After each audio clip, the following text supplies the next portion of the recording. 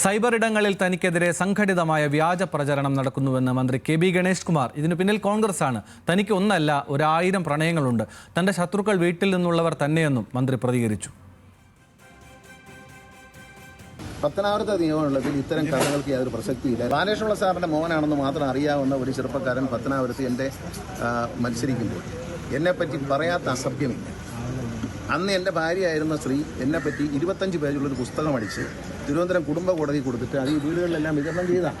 ഗണേഷ് കുമാറിന് ഒന്നല്ല 5000 പ്രണയമുണ്ട്. എല്ലാം സ്നേഹമാണ്. കാരണം പ്രണയമില്ലാത്തവൻ പൊട്ടനാണ്. അവന് തലയ്ക്ക് എന്തെങ്കിലും അസുഖം കാണും. പ്രണയം ഉണ്ടാവും. പുനത്തിൽ കുഞ്ഞബ്ദുള്ള പറഞ്ഞിട്ടുണ്ട്, മഹാന്മാരായ ജവഹർലാൽ നെഹ്റുവിന് പ്രണയം ഉണ്ടായിരുന്നു. നമ്മൾ രാജീവ് ഗാന്ധി പ്രണയിച്ചാണ് കല്യാണം കഴിച്ചത്.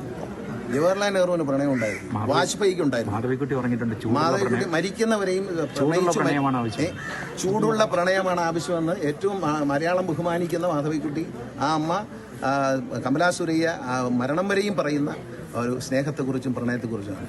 ഗണേഷ് കുമാറിന് പ്രണയം ഉണ്ടോ എന്ന് ആർക്കെങ്കിലും സംശയം ഉണ്ടെങ്കിൽ സൈബർ ഇടങ്ങളിൽ മനസ്സിലാക്കൂ. ഗണേഷ് കുമാറിന് ഒന്നല്ല 5000 പ്രണയം.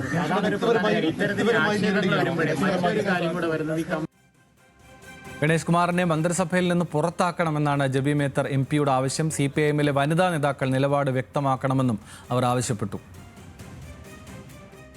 മന്ത്രി ഗണേഷ് കുമാറിനെ മന്ത്രിസഭയിൽ നിന്നും പുറത്താക്കണം. ഈ പറഞ്ഞ പരാതിയിൽ കൃത്യമായ അന്വേഷണം ഉണ്ടാകണം. മന്ത്രിയുടെ ഭാര്യയെ കയ്യേറ്റം ചെയ്തു എന്ന് ആക്രമിച്ചു, ഫോൺ തട്ടിപ്പറിച്ചു എന്നുള്ള കാര്യങ്ങളൊക്കെയാണ് മന്ത്രിയുടെ ഭാര്യ തന്നെ വെളിപ്പെടുത്തിയിട്ടുള്ളത്. ഈ സാഹചര്യത്തിലെല്ലാം മന്ത്രിയുടെ ഭാര്യയ്ക്ക് സംരക്ഷണം കൊടുക്കണം. ഗണേഷ് കുമാറിനെതിരെ KSUവിന്റെ സംസ്ഥാന വൈസ് പ്രസിഡന്റ് യദു കൃഷ്ണൻ DGPക്ക് പരാതി നൽകി. മന്ത്രിക്കെതിരായ ആരോപണം അന്വേഷിക്കണം എന്നാവശ്യപ്പെട്ടാണ് പരാതി. വിവരങ്ങളുമായി ഷമീർ അബ്ദുൾ ഉണ്ട്. ഷമീർ, എന്തൊക്കെയാണ് ഗണേഷ് കുമാറിന്റെ ഈ പ്രതികരണം കൂടി വന്ന സ്ഥിതിക്ക് ഉള്ള മറ്റാളുകളുടെ ഇടപെടലുകൾ, സമീപനമൊക്കെ? ആനന്ദ്, ഗണേഷ് കുമാറിനെതിരെ ഗുരുതരമായ ആരോപണം ഉണ്ടായ സാഹചര്യത്തിലാണ് ഇപ്പോൾ ഗണേഷ് കുമാറിനെതിരെ കേസെടുക്കണമെന്ന് ആവശ്യപ്പെട്ടുകൊണ്ട് KSUവിന്റെ തന്നെ സംസ്ഥാന വൈസ് പ്രസിഡന്റ് DGPക്ക് പരാതി നൽകിയിരിക്കുന്നത്. അതായത് മന്ത്രി മറ്റൊരു സ്ത്രീയുമായി കിടക്ക പങ്കിട്ടു എന്ന് പരാതിയിൽ പറയുന്നുണ്ട്.